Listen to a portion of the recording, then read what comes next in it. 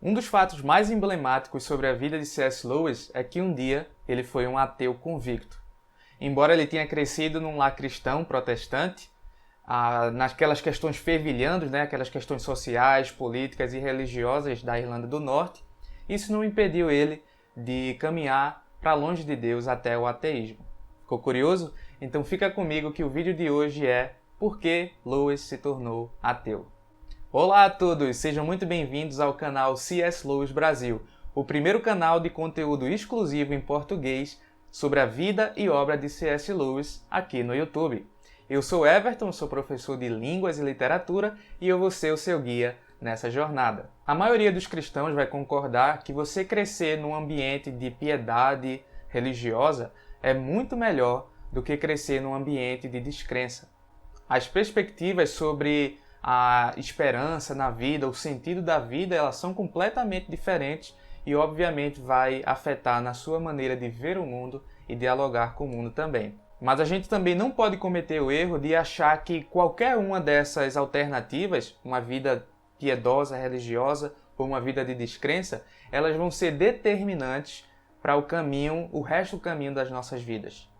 E eu e você conhecemos pessoas assim. Embora a nossa educação religiosa ela nos influencie, ela não vai nos guiar de forma determinada. O nosso futuro não está determinado dessa forma. E com C.S. Lewis não foi diferente. Eu observo a vida de C.S. Lewis como uma vida de perdas. Desde cedo ele aprendeu a perder tudo o que ele amava profundamente. Sua primeira perda, por assim dizer, foi o seu irmão Warren. Warren, é claro, não morreu nessa época da vida dele, mas o Warren ele foi mandado para um internato, para estudar, e Lewis se viu sem o seu irmão querido, aquele companheiro de aventuras, de imaginação e de brincadeiras no quintal. Quando Warren é enviado por seu pai Albert para o internato, Lewis se vê numa situação totalmente de solidão, de ócio, vamos dizer assim, e muito isolado.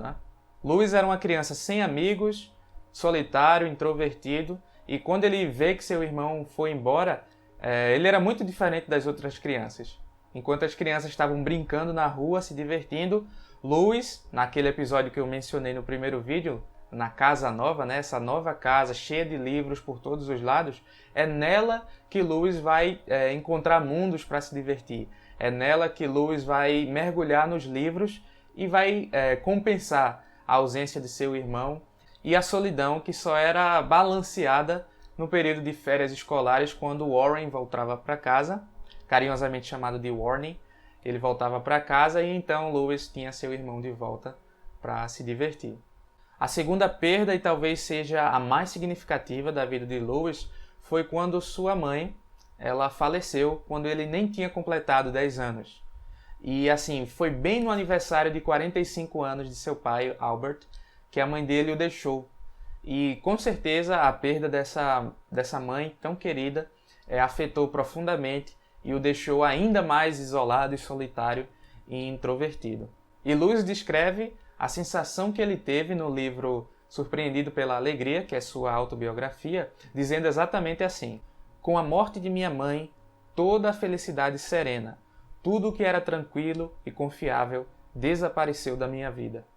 Estavam por vir muita diversão, muitos prazeres, muitas punhaladas da alegria, mas nada da velha segurança.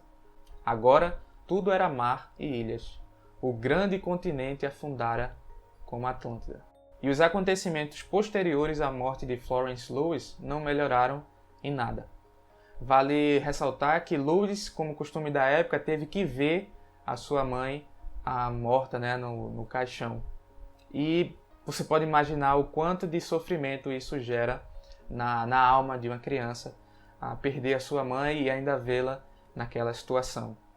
É bom lembrar também que Lewis teve uma oportunidade quase, na verdade um pouquinho a mais do que um ano atrás desse acontecimento, de viajar com sua mãe e com Warnie para a França. E parece até uma despedida de ser as últimas férias da família, junto com sua mãe, e um pouquinho a mais de um ano depois, Lewis a perde, de forma tão triste para a sua vida. Esse fato é tão marcante na vida de Lewis que no Sobrinho do Mago, um dos livros das Crônicas de Nárnia, nós vemos o relato da mãe de Diggory, que é o personagem principal da história, doente. E esse personagem, ele consegue maçãs mágicas, né, que salvam a sua mãe. Então você percebe que aquela mãe de Diggory, na verdade, era a mãe do próprio Lewis.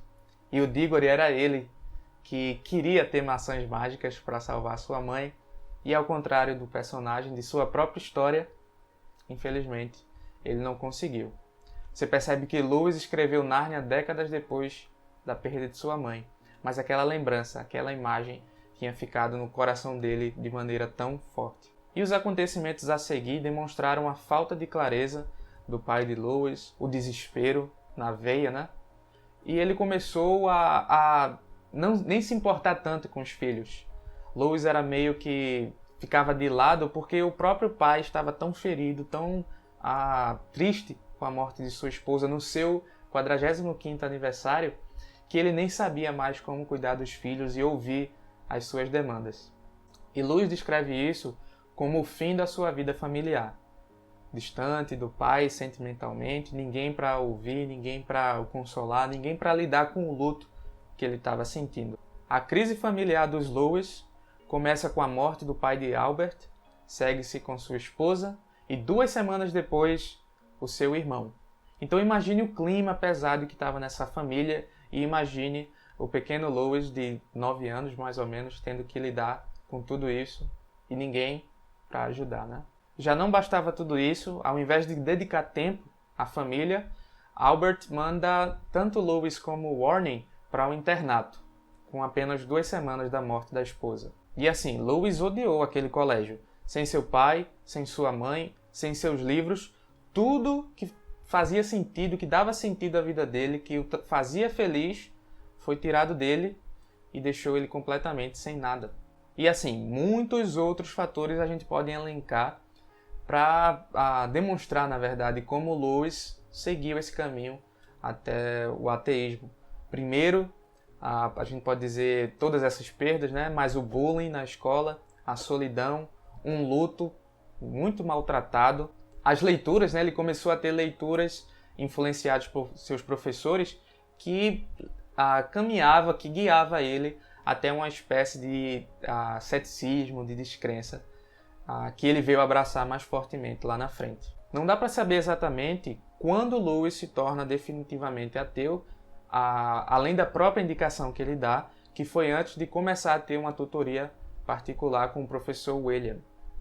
E ele tinha por volta de 17 anos nessa época. E juntamente com essas influências desse professor, o caminho da solidão, do racionalismo e do ceticismo foi levando ele naturalmente para longe de Deus. Mas o caminho de volta para Deus não estava distante de Lewis, estava ali mesmo no ambiente que ele começava a viver, na sua vida acadêmica. Ele iria encontrar outros alunos, professores tão inteligentes como ele, que questionariam seus argumentos, mostrariam as falhas, ensinariam um pouco sobre mitologia, filosofia e apontariam o caminho de volta para Deus. Mas isso aí já é assunto para um próximo vídeo. Mas e aí, o que é que vocês acharam? Tem alguma coisa que eu deixei escapar que você acha muito importante?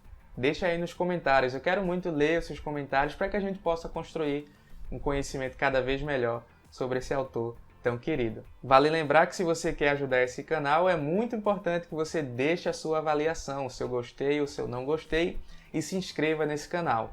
Essa é a forma que o YouTube percebe como a gente está trabalhando aqui as coisas e como vocês estão reagindo a isso, e vai entregando os vídeos de melhor maneira. Se você também quer nos ajudar, todas as vezes que você for comprar algo na Amazon, clica no nosso link e faça sua compra comum. Desse jeito a Amazon entende que você está indo até eles por nossa causa e nos ajuda de alguma forma. Mas é isso, pessoal, foi um prazer estar aqui com vocês novamente. Vejo vocês na próxima. Até lá!